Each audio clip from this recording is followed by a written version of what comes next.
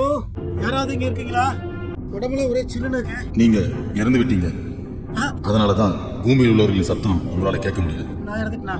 ஆமா, உங்களுக்கு நரகம் நியமிக்கப்பட்டிருக்கு. நான் நரகத்துக்கு போறேமா? நான் எல்லாத்தையும் அன்பு பக்கத்துனே.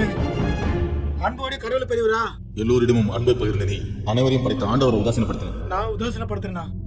ஆண்டவர் நான் உதாசீனப்படுத்துறேனா? ஆமா, ஆண்டவரை வணங்குறவங்களை உதாசீனப்படுத்தினா நீங்க ஆண்டவரையே உதாசீனப்படுத்தினதா தான் அர்த்தம். ஆண்டவரை வணங்குறவங்களை நீங்க மனுஷனா கூட மதிக்கிறது.